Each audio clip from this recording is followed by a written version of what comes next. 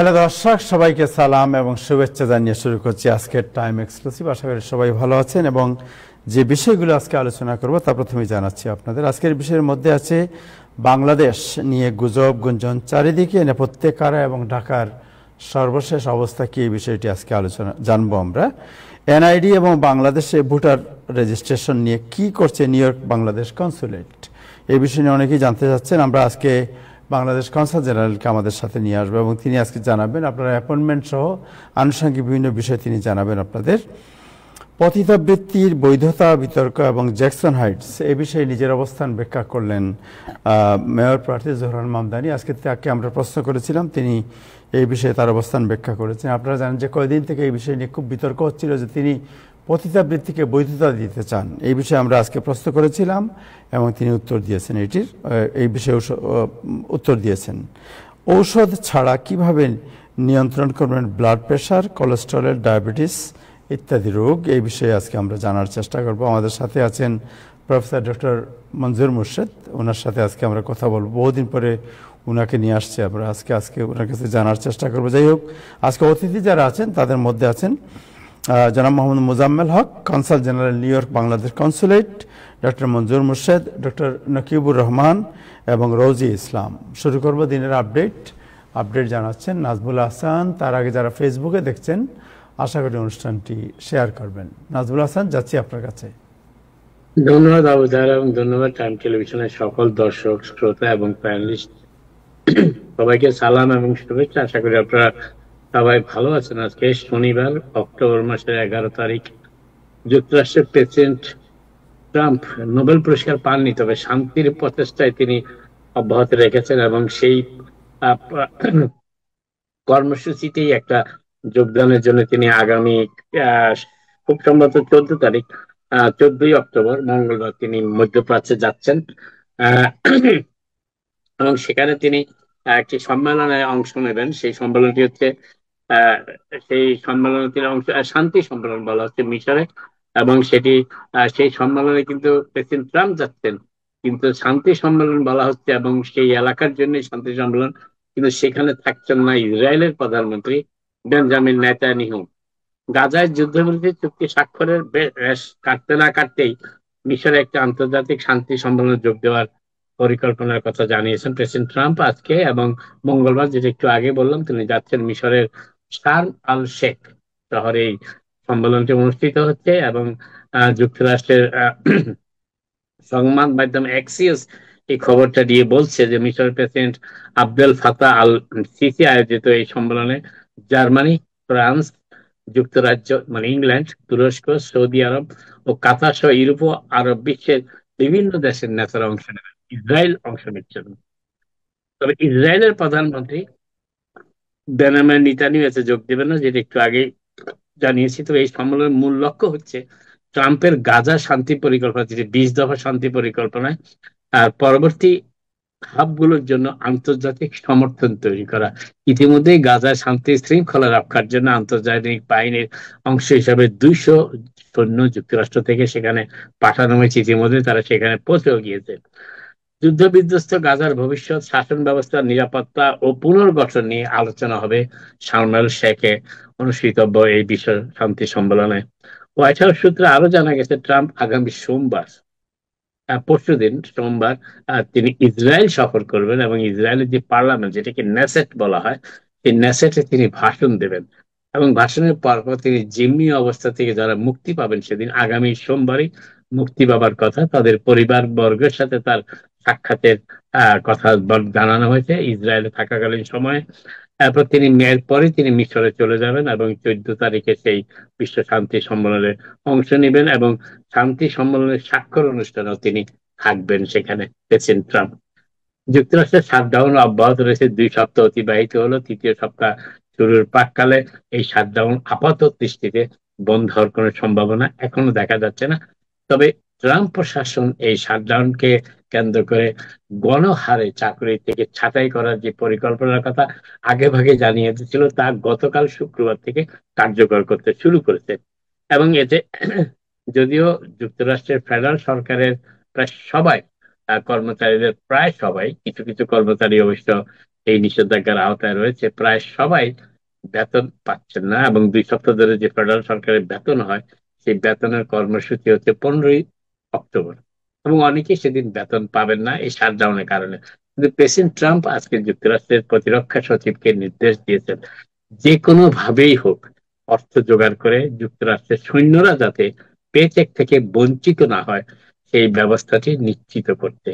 এবং department of justice এবং প্রতিরক্ষা সচিব হ্যাকসেট জানিয়েছেন যে প্রেসিডেন্ট নির্দেশ অনুযায়ী ইতিমধ্যেই যথোপযুক্ত ব্যবস্থা গ্রহণ করা হয়েছে, এবং প্রেসিডেন্ট ট্রাম্প অবশ্য তার ট্রুথ সোশ্যাল মিডিয়ার পোস্টিং এ জানিয়েছেন যে কোথা থেকে এই অর্থ পাওয়া যাবে সেটিও তারা খুঁজে পেয়েছেন।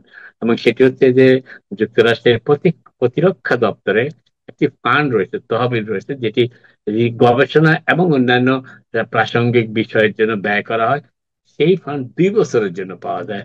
সেই তহবিল থেকেই এই দফা, অর্থাৎ আগামী 15 তারিখ যে বেতন নির্ধারিত দিন, যুক্তরাষ্ট্রের সামরিক বাহিনীর সদস্যরা সেই তহবিলের থেকেই তাদের বেতনটি পাবেন। সেটি প্রেসিডেন্ট ট্রাম্প আজকে জানিয়েছেন তার ট্রুথ সোশ্যাল মিডিয়া পোস্টে, এবং এর কিছুক্ষণ পর যে প্রতিরক্ষা সচিব হেক্সও জানিয়েছেন যে সৈন্যরা যাতে কোনো বেতন থেকে বঞ্চিত না হন প্রেসিডেন্ট ট্রাম্পের নির্দেশ বাস্তবায়নে প্রতিরক্ষা মন্ত্রণালয় ইতিমধ্যেই দায়িত্ব তাদের কর্ম সম্পাদন করেছে। অর্থাৎ যুক্তরাষ্ট্রের প্রতিরক্ষা বাহিনীর কোন সদস্য শাটডাউনের কারণে বেতন থেকে বঞ্চিত হচ্ছেন না, যদিও অন্যান্য ডিপার্টমেন্টের অনেকেই কোনো বেতন পাবেন না আগামী সোমবার, যদি বেতনের নির্ধারিত দিন রয়েছে।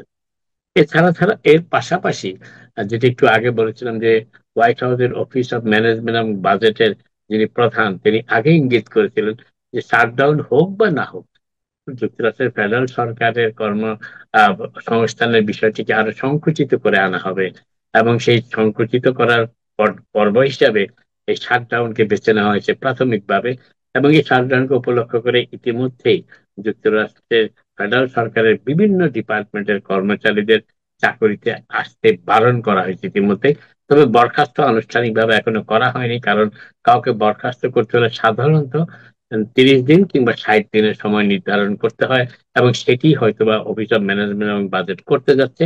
এবং তবে এখন পর্যন্ত যে ডিপার্টমেন্টের উপর সবথেকে বেশি কঠোর অবস্থান গ্রহণ করেছে হোয়াইট হাউসের অফিস ম্যানেজমেন্ট অ্যান্ড বাজেট, সেটি হচ্ছে সেন্টার ফর ডিজিজ কন্ট্রোল।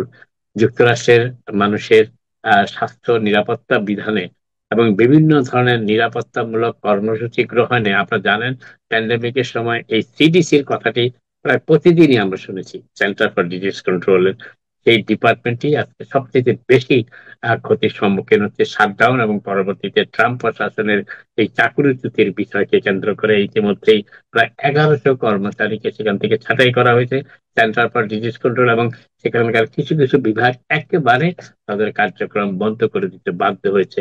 তো গবেষণা হয় সেই সমস্ত ডিপার্টমেন্ট গুলি, এবং বিভিন্ন ধরনের জটিল রোগ নিরসনে সেন্টার ফর ডিজিজ কন্ট্রোলের ভূমিকা এবং সেন্টার ফর ডিজিজ কন্ট্রোলের করণীয় বিষয়ে যারা সিদ্ধান্ত গ্রহণ করে থাকেন বিভিন্ন কর্মসূচির মাধ্যমে, সেই ডিপার্টমেন্ট গুলো একেবারেই বন্ধ হয়ে গিয়েছে এই ফেডারেল সরকারের শাটডাউন এবং পরবর্তীতে ট্রাম্প সরকারের চাকরিচ্যুতির ঘটনার কারণে। আরেকটা বিষয়, তবে হোয়াইট হাউস থেকে জানানো হয়েছে যে তারা ধারণা করছেন 1100 থেকে 1200 কর্মচারী সেন্টার ফর ডিজিজ কন্ট্রোল থেকে ছাঁটাই করা হবে, তবে অন্য একটি সূত্র জানাচ্ছে এর পরিমাণ আরো বেশিও হতে পারে। আরেকটি বিষয় যেটি বলার চেষ্টা করছি সেটি হচ্ছে যে জোহরান মামদানির জন্য আরেকটি শুভ সংবাদ আজকে এসেছে, সেটি হচ্ছে যে ডেমোক্রেটিক পার্টি, যুক্তরাষ্ট্রের ডেমোক্রেটিক পার্টি যিনি পরিচালনা করে, সাধারণত যুক্তরাষ্ট্রে যখন প্রেসিডেন্ট ক্ষমতায় থাকেন যেই দলের, সেই দলের প্রেসিডেন্ট কিন্তু অঘোষিত প্রধান থাকেন দলের, কিন্তু যেহেতু যুক্তরাষ্ট্রে এখন রিপাবলিকানরা প্রেসিডেন্ট, অর্থাৎ রিপাবলিকানদের নেতৃত্বে কিন্তু রয়েছেন প্রেসিডেন্ট ট্রাম্প, তার অঘোষিত নির্দেশেই রিপাবলিকান পার্টি পরিচালিত হয়। কিন্তু ডেমোক্রেটরা তো আর পাওয়ারে নেই, ক্ষমতায় নেই। তাদের পার্টির বিভিন্ন সিদ্ধান্ত নেওয়ার ব্যাপারে যিনি মুখ্য ভূমিকা পালন করেন তিনি হচ্ছেন ডেমোক্রেটিক ন্যাশনাল কমিটির চেয়ারম্যান। সেই ডেমোক্রেটিক ন্যাশনাল কমিটির চেয়ারম্যান তিনি হচ্ছেন কেন মার্টিন। তিনি আজকে এন্ডোর্স করেছেন, সমর্থন করেছেন জোহরান মামদানিকে নিউ ইয়র্ক সিটির মেয়র নির্বাচনে, এবং এই সমর্থন ঘোষণা করতে গিয়ে তিনি বলেছেন যে ডেমোক্রেটিক পার্টি তখনই সমৃদ্ধ হয় যখন বিভিন্ন গোষ্ঠীর সাথে সমন্বয় করে একটি কোয়ালিশন তারা গঠন করতে পারে, এবং যেই কাজটি অত্যন্ত সুচারুভাবে অত্যন্ত শক্তভাবে এবং অত্যন্ত সফলভাবে করতে সক্ষম হয়েছেন নিউ ইয়র্ক সিটির মেয়র নির্বাচনের প্রার্থী, ডেমোক্রেটিক প্রাইমারিতে যিনি বিজয়ী হয়েছেন সেই কোয়ালিশন গঠনের মাধ্যমে, সেই জোহরান মামদানি। সেই জোহরান মামদানিকে ডেমোক্রেটিক ন্যাশনাল কমিটির চেয়ারম্যান কেন মার্টিন আজকে এন্ডোর্স করেছেন। এবং তিনি এও বলেছেন যে জওহরলাল মামদানির সাথে তার নিয়মিতই যোগাযোগ রক্ষা করে চলেছেন এবং জওহরলাল মামদানির বিভিন্ন কর্মসূচির ব্যাপারে, বিশেষ করে ডেমোক্রেটিক পার্টির ভিতরে যে অন্তর্কলহের কথা বলা হচ্ছে সেটিকে তিনি উড়িয়ে দিয়ে তিনি বলেন, যেটা একটু আগেই বললাম, যে ডেমোক্রেটিক পার্টি তখনই শক্তিশালী হয় যখন বিভিন্ন মতের সমর্থকরা একত্র হয়ে একটি কোয়ালিশন গঠন করে এবং সেই কোয়ালিশনের মাধ্যমে ডেমোক্রেটিক প্রার্থীকে বিজয়ী করার চেষ্টা করে, যেটি ক্ষেত্রে তারা সফল হয়েছে নিউ ইয়র্ক সিটির প্রাইমারি নির্বাচনে, ডেমোক্রেটিক প্রাইমারি নির্বাচনে। জোহরান মামদানি গতকাল নিউ ইয়র্ক স্টেটের অ্যাটর্নি জেনারেল লেটিশিয়া জেমসের সমর্থনে একটি সাংবাদিক সম্মেলনে বলেছেন যে লেটিশিয়া জেমসকে অন্যায়ভাবে রাজনৈতিক উদ্দেশ্য প্রণোদিত ভাবে মামলায় ঠেলে দেওয়া দিয়েছেন প্রেসিডেন্ট ট্রাম্প এবং এটি একটি রাজনৈতিক প্রতিহিংসা চরিতার্থ করার জন্য।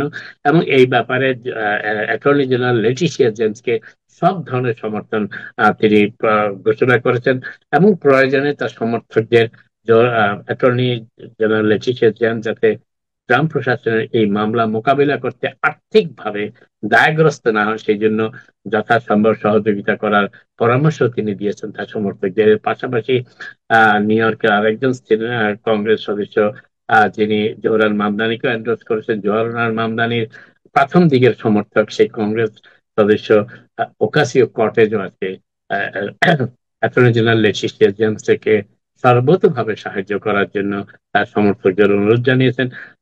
লেটিশিয়া জেমসকে ফেডারেল সরকারের এই মর্টগেজ জালিয়াতির মামলা যেটাতে তিনি অভিযুক্ত হয়েছেন এটি মোকাবিলা করতে প্রায় $10 মিলিয়ন ব্যয় করতে হবে আইনজীবীদের পিছনে। এবং লেটিশিয়া জেমস ঘোষণা দিয়েছেন, যদিও নিউ ইয়র্ক স্টেট থেকে এই অর্থ একটি তহবিল রাখা হয়েছে, সেই তহবিল তিনি ব্যবহার করতে পারেন, কিন্তু তিনি ঘোষণা দিয়েছেন সেই তহবিল তিনি ব্যবহার করবেন না, নিজস্ব অর্থায়নেই তিনি এই মামলার মোকাবিলা করবেন এই ঘোষণা দিয়েছেন। এবং তিনি ইতিমধ্যে সোশ্যাল মিডিয়াতে তার সমর্থকদের সাহায্য প্রত্যাশা করে একাধিক পেজ করেছেন যাতে সমর্থকরা সেখানে কন্ট্রিবিউট করতে পারে। আজকে বিষয় যেটি বলার চেষ্টা করছি সেটি হচ্ছে আজকে নিউ ইয়র্ক সিটির বোর্ড অফ এডুকেশন অফিসে সাদা খামে কিছু পাউডার পাঠানো হয়েছে।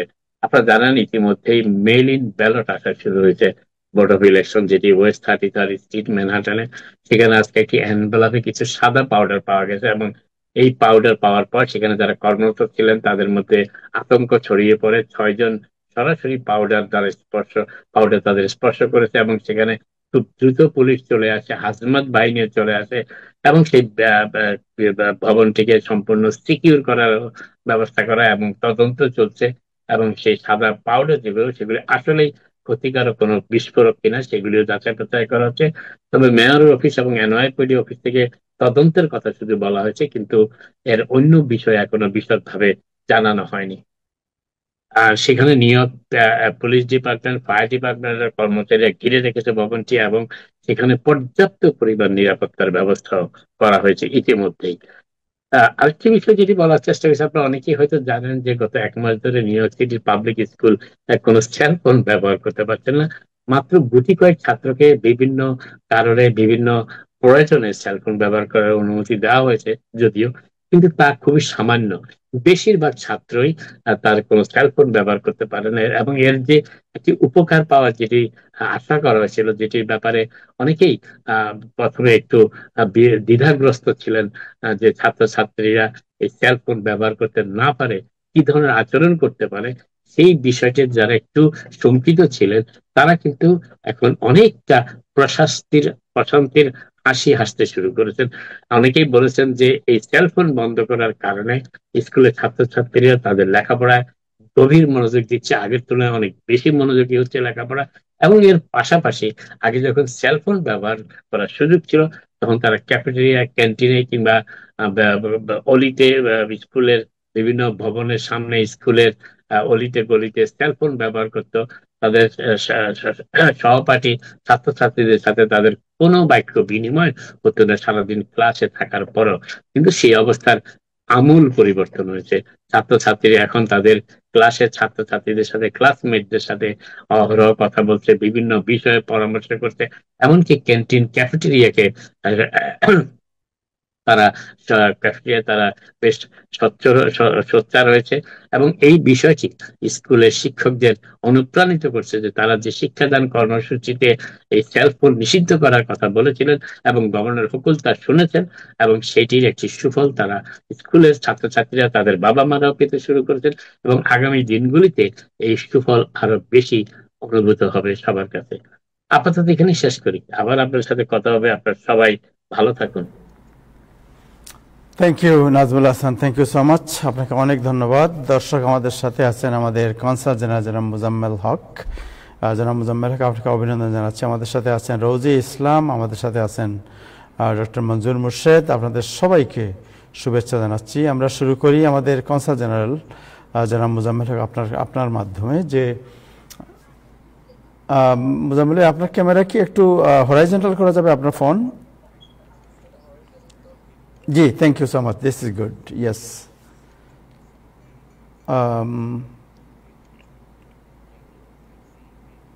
Yes, this is good. Thank you so much. আপনি সময় দেওয়ার জন্য আমাদেরকে। খুব সংক্ষেপে আপনার কাছে জেনে নেই। ওকে, আপনি জানেন যে এনআইডি এবং ভোটার রেজিস্ট্রেশন দুটা নিয়ে প্রবাসীদের মধ্যে ব্যাপক আগ্রহ, এবং নিউ ইয়র্ক কনসুলেট থেকে প্রথম আনুষ্ঠানিক ঘোষণা দেওয়া হয়েছে। আপনি সেখানে উপস্থিত ছিলেন।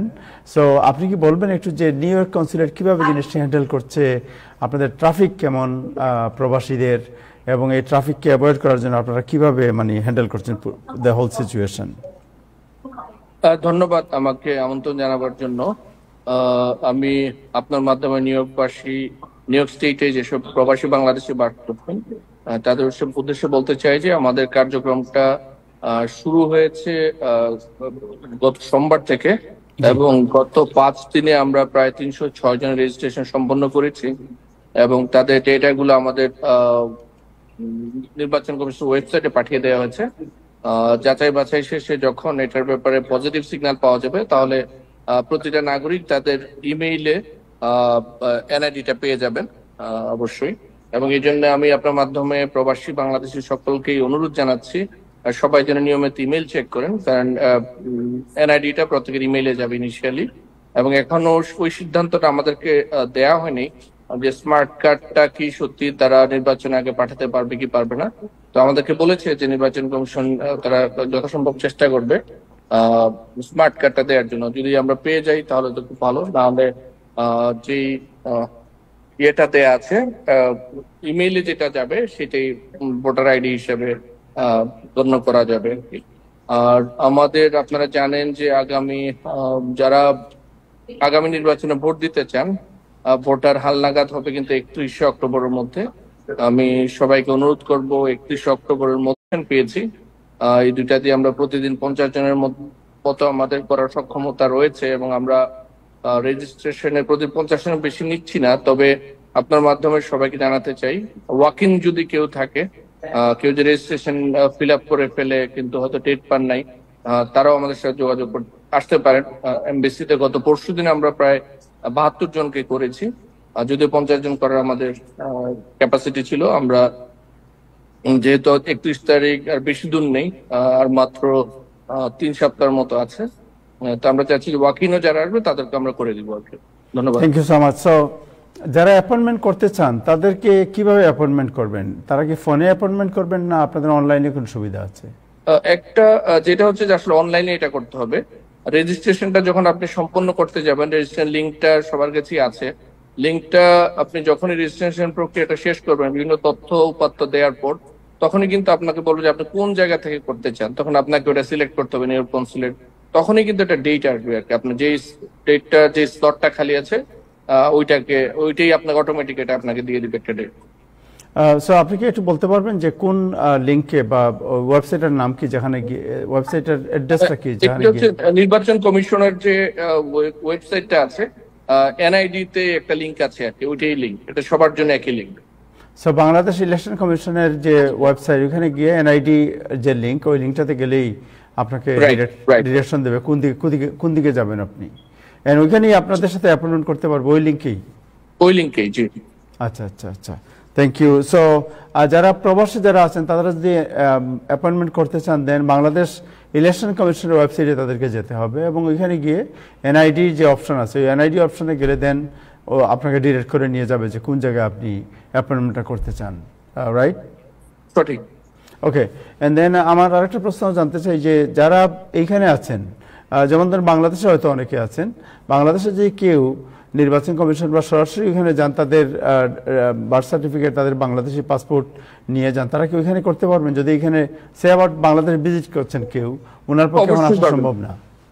অবশ্যই পারবেন। বা মানে এখান থেকে ভোটার নিবন্ধন করা মানেটা হচ্ছে আসলে উনি বাংলাদেশি ভোটার। সো বাংলাদেশি নাগরিক কেউ যদি এখন বাংলাদেশ ভ্রমণে থাকেন, তাদের যে কাগজপত্র যেগুলো আছে সেগুলো দিয়ে কিন্তু প্রত্যেকে যে কোনো সময় এটা আবেদন করতে পারবে। যে আমি বলছি যে এনআইডি যেটা, এনআইডি যদি আমি করতে চাইছি, বাট আমি এখন বাংলাদেশে আছি, রাইট? সো বাংলাদেশে যদি আমি বাংলাদেশের যেখান থেকে এনআইডি রেজিস্ট্রেশন করা হয় সেখানে যদি আমি এই American passport, Bangladeshi passport, birth certificate, আমার ফাদার মাদারের marriage certificate or their birth certificate নিয়ে যাই, আমি কি বাংলাদেশে এনআইডি রেজিস্ট্রেশন করতে পারবো? এনআইডি কার্ড আমি সেটাই বলেছি, বাংলাদেশ থেকেও করা যাবে। বাংলাদেশ থেকেও করা যাবে। সো যারা যারা এখানে করতে চান বা যাদের মানে আগ্রহ আছে করার, তাদের ব্যাপারে স্পেশাল কোনো ইনস্ট্রাকশন বা সাজেশন আছে কিনা নিউ ইয়র্ক কনসুলেটের কনসাল জেনারেল হিসেবে আপনার? আমি যেটা বলছি যে 31শে অক্টোবরের মধ্যে যারা আগামী নির্বাচনে ভোটার হতে চান এবং আপনার যে ভোটাধিকার প্রয়োগ করতে চান, তাদেরকে অবশ্যই 31শে অক্টোবরের মধ্যে নিবন্ধন প্রক্রিয়া সম্পন্ন করতে হবে এবং প্রত্যেককে অনলাইনে ফর্ম যেটা আছে ওইটা ফিল আপ করে কনসুলেটে আসতে হবে, সরাসরি আসতে হবে। তা না হলে এই নিবন্ধন প্রক্রিয়াটা সম্পন্ন করা সম্ভব নয়। কারণ আমাদের কনসুলেটে সরাসরি আসার অন্যতম কারণ হচ্ছে যে দুইটা বিষয় আছে, যে দুইটা সার্ভিস ইন পার্সন না আসলে হবে না। একটা হচ্ছে ফিঙ্গারপ্রিন্ট আর একটা হচ্ছে আইরিশ। এই জন্যই প্রত্যেককেই অনলাইন ফর্মটা ফিল আপ করার পর ডেট একটা পাবেন, ওই ডেটে যে ডেটে পড়বে ওই ডেটে চলে আসবেন কনসুলেটে প্রয়োজনীয় কাগজপত্র সহ। দেন আমরা দুইটা প্রক্রিয়া, ফিঙ্গারপ্রিন্ট এবং আইরিশ নেওয়ার পরই আমরা আমাদের অনলাইন রেজিস্ট্রেশন প্রক্রিয়াটা সম্পন্ন করতে পারবো। সকলকে আপনার মাধ্যমে এই অনুরোধটা আমি করছি। জি, সো জাস্ট একটু রিমাইন্ড করে দেন কি কি জিনিস নিয়ে আসতে হবে। জাস্ট প্রত্যেককে যে অনলাইনে যে ফর্মটা ফিল আপ করবেন ওটা একটা প্রিন্টেড কপি, একটা ছবি আনতে হবে, এরপরে হচ্ছে যে ওনার পাসপোর্টের কপি, এটা যদি মেয়াদ উত্তীর্ণ হয় সেটাও হবে। আর বাংলাদেশি পাসপোর্টের জন্য কপি না থাকে তাহলে আমেরিকায় বসবাসকারী 3 জন বাংলাদেশি নাগরিক লাগবে যাদের এনআইডি আছে, এবং তারা 3 জন প্রত্যয়ন করবেন যিনি বাংলাদেশের নাগরিক। ওই 3 জন নাগরিককে তাদের নাম, এনআইডি নম্বর, সিগনেচার দিতে হবে, যে সিগনেচারটি ওনার এনআইডির সাথে অ্যাপয়েন্টমেন্ট করবেন। রোজি, আপনার কাছে আসছি, আমরা বাংলাদেশ নিয়ে একটা টেনশন বিরাজ করছে, একটু বাংলাদেশ নিয়ে জেনে নেই। আমাদের সাথে আছেন আবুল কালাম, বাংলাদেশ থেকে যুক্ত হয়েছে। আবুল কালাম, আপনি কি শুনতে পাচ্ছেন? মিস্টার আবুল কালাম, আপনি কি শুনতে পাচ্ছেন? জি, আমি শুনতে পাচ্ছি। ওকে, আপনার ভিডিও আমরা দেখতে পাচ্ছি না। ওকে, সো বাংলাদেশ নিয়ে অনেক গুজব শুনতে পাচ্ছি আমরা, যে বাংলাদেশে বিভিন্ন ধরনের কথা শুনতে পাচ্ছি আমরা, যে কেউ বলছে বাংলাদেশে এই হয়েছে, বাংলাদেশের রাস্তায় নেমে আসুন, কেউ বলছে বুয়া খবর। এক্স্যাক্টলি আপনি কোথায় আছেন এবং কি হচ্ছে বাংলাদেশে এখন, কি আপনি কোথায় আছেন এখন?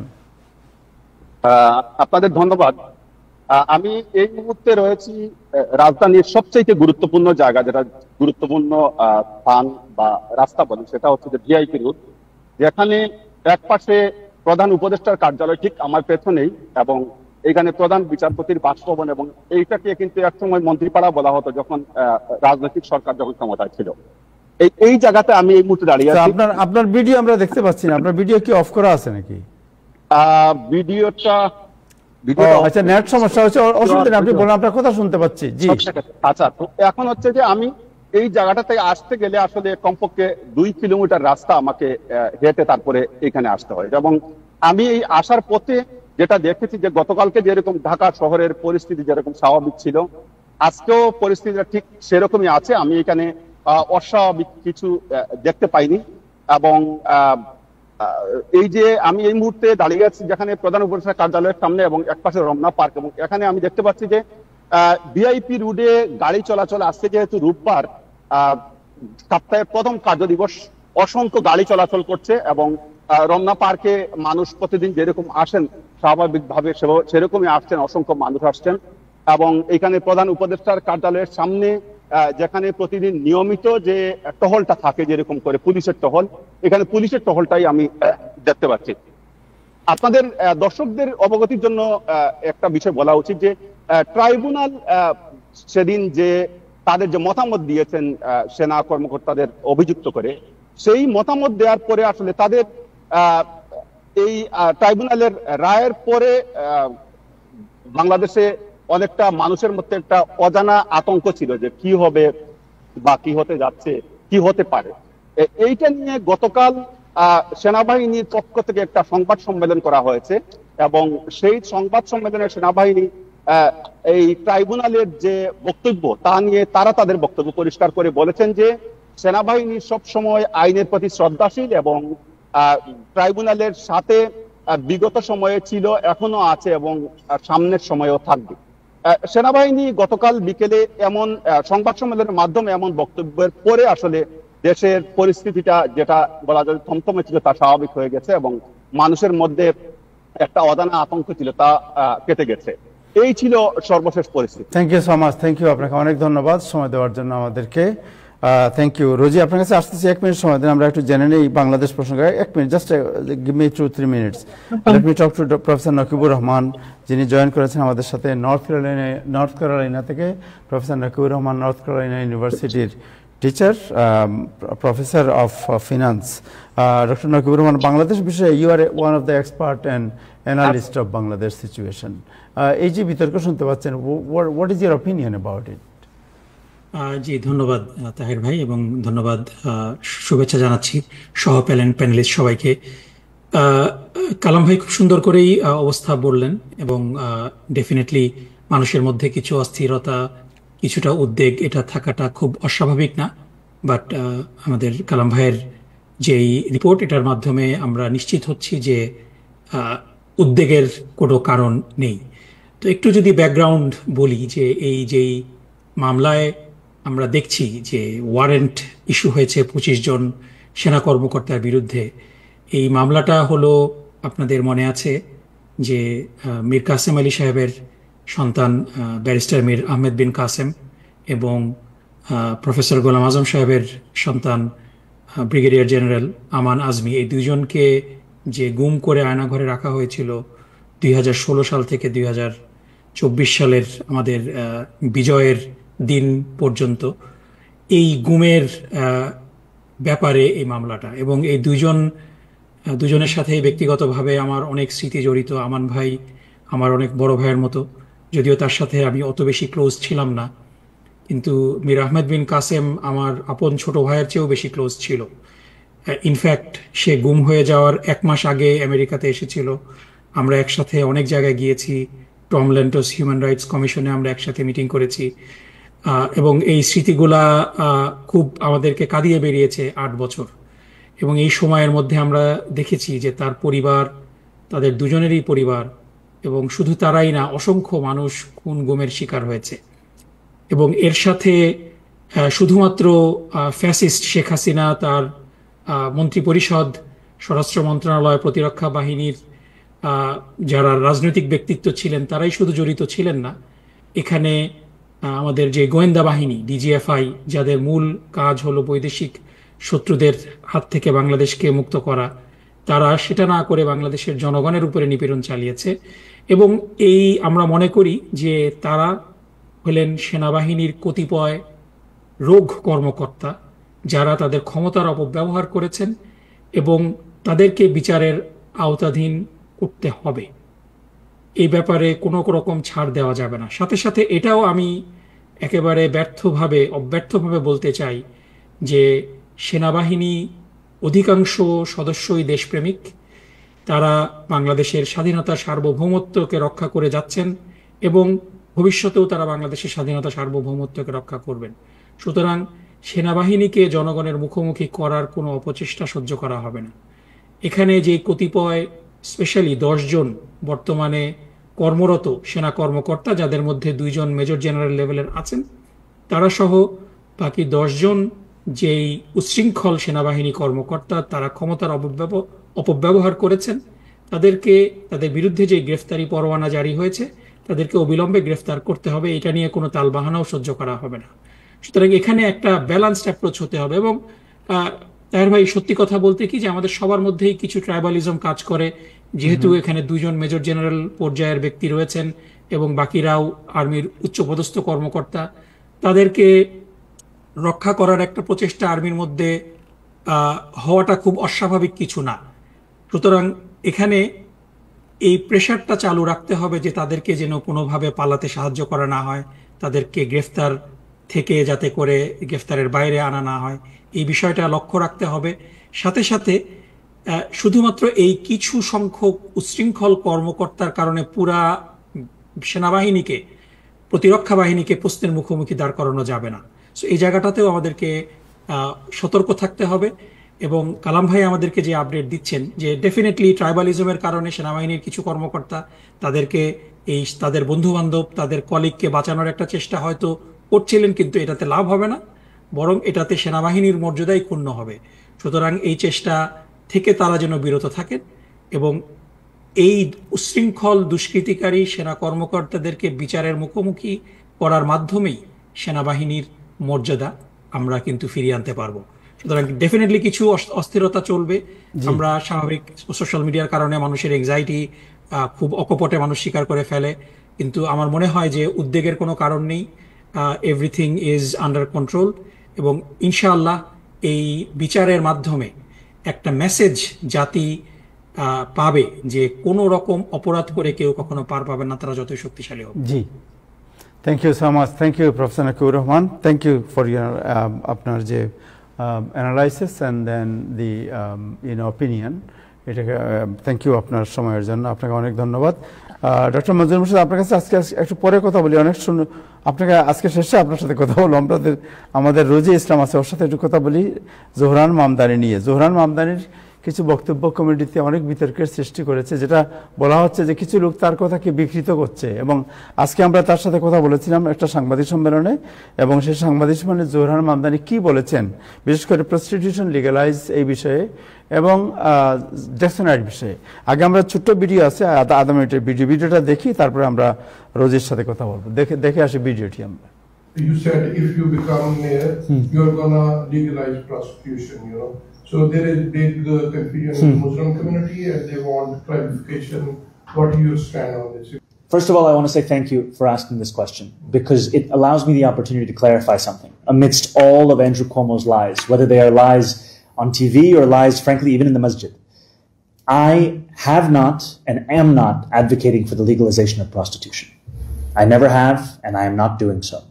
What I have spoken about is the need for us to focus on tackling sex trafficking across the city and ensuring that there is no tolerance for violence against women. And I've said that the most important thing is to deliver safety in this city. And what we've seen is this current approach where the mayoral administration is looking to arrest sex workers and then after arrest provide them with services to connect them with other employment. That is a system where those services should be provided first. Those services should be provided at the initial point of contact, and that is something that we've seen district attorneys today in Manhattan and Brooklyn, as well as the previous district attorney. These are the approaches that they have taken. Those are the approaches the previous mayoral administration has taken. So we're going to end these kinds of raids. We're going to focus our efforts on combating sex trafficking, and we're going to ensure that we're actually connecting New Yorkers with employment opportunities, health and safety, and have the same findings of the United Nations Working Group on Health and Women, the World Health Organization, Amnesty International, have that guide what we do. In Jackson, the capital of Jackson, South Asian, as you call all the, South Asian journalists, what is your plan when you become the mayor of New York City?